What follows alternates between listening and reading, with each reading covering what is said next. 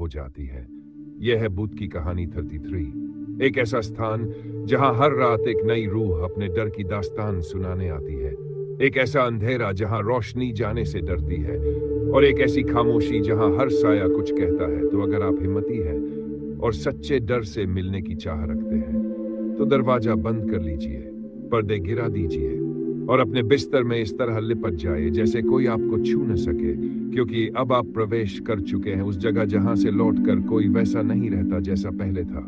सांसें धीमी कर लो, दिल की धड़कनें थाम लो, क्योंकि अब शुरू होती है सच्ची, डरावनी, रूहानी कहानी।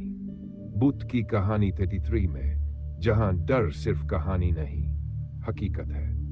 गांव का नाम था नारायणपुर, एक छोटा, शांत और हरियाली से घिरा हुआ गांव, जिसके चारों ओर घने जंगल थे। उन जंगलों के बीचों बीच एक प्राचीन शिव मंदिर स्थित था, जिसके विषय में कहा जाता था कि वहां देवता नहीं, तंत्र की शक्तियां वास करती थीं। वर्षों पहले उस मंदिर में एक तांत्रिक आया था। नाम था भैरवनाथ, एक ऐसा साधक जो मृत्यु को जीतने की साधना कर रहा था। उसने श्मशानों में रातें बिताई थी, मुर्दों के सिरों पर बैठकर मंत्र पढ़े थे और लाशों को जिंदा करने की विद्या में पारंगत हो चुका था। परंतु उसकी एक इच्छा अधूरी रह गई थी, प्रेम की। उस तांत्रिक को एक स्त्री से प्रेम हो गया था। नाम था माया, एक सुंदर, भोली और सरल गांव की युवती, जिसे भैरवनाथ अपने अनुष्ठान में सम्मिलित करना चाहता था। वह चाहता था कि माया उसके साथ शवों के बीच साधना करे, उसे मृत्यु से परे की यात्रा में साथ दे। परंतु माया ने इनकार कर दिया, और यह इनकार भैरवनाथ को सहन नहीं हुआ। उसने माया को वशीकरण मंत्र से बांधने की चेष्टा की, परंतु माया की आत्मा इतनी निर्मल थी कि तांत्रिक का मंत्र विफल हो गया। तिलमिलाए हुए भैरवनाथ ने क्रोधित होकर माया को बलपूर्वक शिव मंदिर में खींच लाया और वहां एक भयंकर यज्ञ प्रारंभ कर दिया। यज्ञ की ज्वालाओं में हड्डियां जलाई गई, भूत प्रेतों को आहुतियां दी गई और माया को बीच अग्निकुंड में बांधकर बलिदान देने का प्रयास किया गया। तभी गांव के लोगों ने एकत्र होकर उसे रोका और उस दिन भैरवनाथ को मंदिर के पीछे जिंदा गाड़ दिया गया। उसके मुख में राख भरी गई और माया को बचा लिया गया, परंतु ये विजय अल्पकालिक थी। कुछ ही दिनों में माया की मृत्यु हो गई, रहस्यमय और भयानक। कोई नहीं जान पाया कि उसकी सांसें कैसे थम गई। बस एक रात जब आंधी चली और मंदिर की घंटी अपने आप बज उठी, तभी से गांव में अंधकार छाने लगा।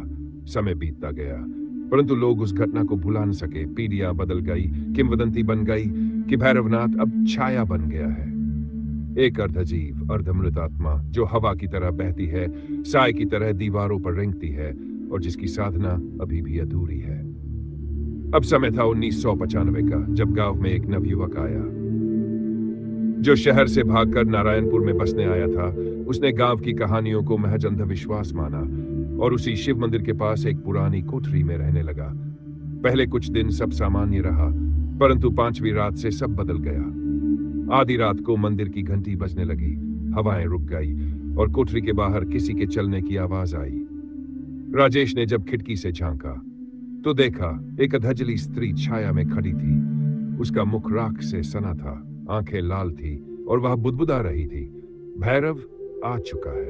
राजेश भयभीत होकर पीछे हटा, किंतु तभी कोठरी का दरवाजा अपने आप खुल गया और एक ठंडी हवा का झोंका अंदर आया। उस रात के बाद राजेश की आंखों में चमक चली गई। वह धीरे धीरे चुप हो गया। गांव के लोग समझ गए कि तांत्रिक की छाया वापस लौट आई है। गांव में रातें लंबी होने लगी, दिन में भी अंधेरा छाया रहने लगा।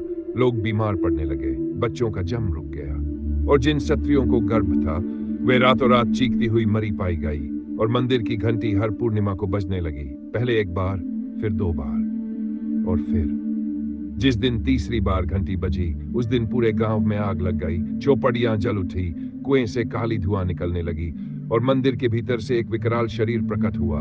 आधे चेहरे पर राख, आधे पर खाल, नाखून नुकीले और मुख से झरता रक्त। वह था भैरवनाथ, जो अब केवल तांत्रिक नहीं, मृत्यु का देव बन चुका था। उसने माया की आत्मा को पुकारा, जो अब एक भूतनी बन चुकी थी, और वह मंदिर के ऊपर हवा में तैरती दिखाई दी। लोगों ने देखा 2 प्रेत एक दूसरे से मिलते हुए अट्टहास कर रहे थे और तभी गांव की जमीन फट गई। मंदिर के चारों ओर लाशें उगने लगीं, शव जिंदा होकर नाचने लगे और शिव की मूर्ति से रक्त टपकने लगा। राजेश, जो अब पागल हो चुका था, मंदिर की सीढ़ियों पर लेट गया और बोले, जा, मुझे ले जा, मुझे माया से मिलना है। तभी एक छत्री ने उसका हाथ थामा और दोनों अग्निकुंड में समा गए।